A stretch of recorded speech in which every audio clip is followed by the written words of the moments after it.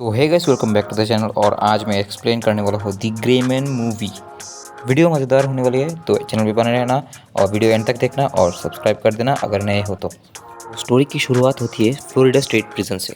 यहाँ पे डोनाल्ड फिट्जरॉय नाम का एक CIA agent main actor Courtland Gentry को अपने सिएरा प्रोग्राम में शामिल होने के लिए बोलता है।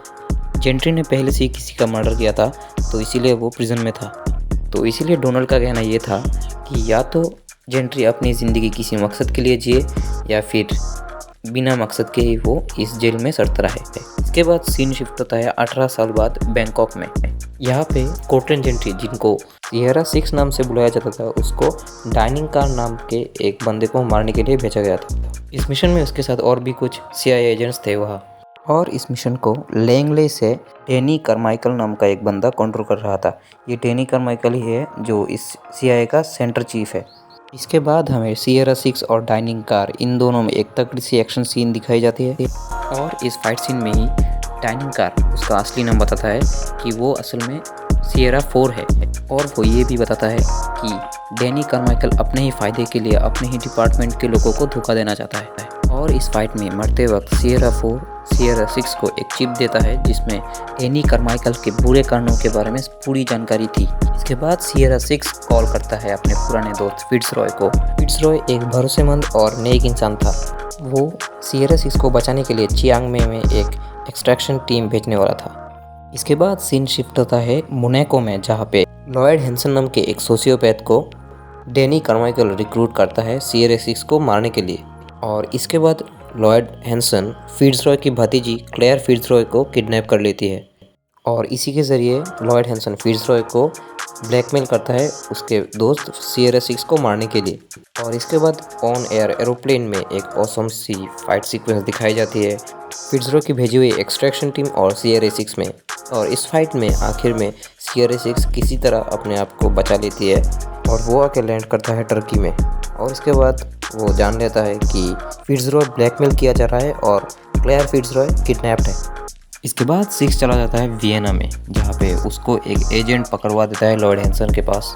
और यहाँ 6 और लॉयड हैंसन में पहली बार टकराव होती है। और यह एजेंट मिरांडा की हेल्प की वजह से 6 किसी तरह बच पाया था लॉयड हैंसन के हाथ से। और इसके बाद एजेंट 6 और एजेंट मिरांडा गाड़ी लेके निकल पड़ते हैं प्राग की तरफ, जहाँ पे उनके एक अच्छे दोस्त मार्गरेट काहिल के पास वो लोग एक एनक्रिप्टेड फाइल को देखने के लिए जाते हैं। यहाँ पे होती है असली फाइट। यहाँ पे लॉयड हैंसन अपने सारे ब्रावो, अल्फा और डेल्टा स्क्वाड को भेज देती है, जो लोग होते हैं CIA के टॉप मोस्ट वांटेड नहीं, सबसे दमदार और ताकतवर एजेंट्स। और यहाँ पे होती है एक दमदार सी फाइट जिसमें पूरे 15 या फिर 16 लोगों को मार के अकेले सबको मार के निकल जाता है। और वो लोग आखिर में जाते हैं एक हॉस्पिटल में, जहाँ पे एंट्री होती है हमारे प्यारे धनुष भैया की। इस मूवी में इनका नाम है लोन वुल्फ, जिनको लॉयड हैंसन खुद ने हायर किया हुआ था 6 को मारने के लिए। और इस मूवी में अगर आखिर तक देखा जाए तो लोन वुल्फ ही है वो बंदा जिसको कोई मार भी नहीं पाता और आखिर तक वो जिंदा भी रहता है। और इसमें लोन वुल्फ वो एनक्रिप्टेड चिप 6 से चुरा कर लॉयड हैंसन के पास क्रोएशिया में ले जाता है। और इसके बाद एजेंट 6 और एजेंट मिरांडा भी प्लानिंग करके क्रोएशिया में चले जाते हैं पीछे पीछे उनको धूल चटाने। तो ये दो अलग अलग होके उनको मदद करने के लिए चले जाते हैं, जिनमें एजेंट मिरांडा चली जाते हैं पूरे लॉयड हैंसन की टीम को डिस्ट्रैक्ट करने, और वो अकेले ही पूरी टीम को नेस्तनाबूद कर लेती है। और दूसरी तरफ एजेंट 6 जाता है क्लेयर और डोनाल्ड फिट्जरॉय को बचाने, और वहाँ से भागते वक्त लॉयड हैंसन डोनाल्ड फिट्जरॉय को मार देता है। और दूसरी तरफ हमें दिखाई जाती है लोन वुल्फ और एजेंट मिरांडा में फाइट। पर वहाँ लोन वुल्फ लॉयड हैंसन के धोखाधड़ी को समझकर वो चिप एजेंट मिरांडा को दे देती है और वो वहाँ से चला जाता है। इस स्टोरी में लोन वुल्फ आखिर में कहा गया वो समझाया नहीं गया और बताया भी नहीं गया। और दूसरी तरफ लॉयड हैंसन और एजेंट 6 में एक दमदार सी फाइट दिखाई गई, जिसमें दोनों ही एक दूसरे को डेंजरसली अटैक कर रहे थे और मार रहे थे। लॉयड हैंसन की 2 उंगली कटी हुई थी, पर वो हार नहीं मान रहा था। लेकिन आखिर में सुजैन आके लॉयड हैंसन को ही मार देती है और 6 के साथ एक एग्रीमेंट कर बैठती है।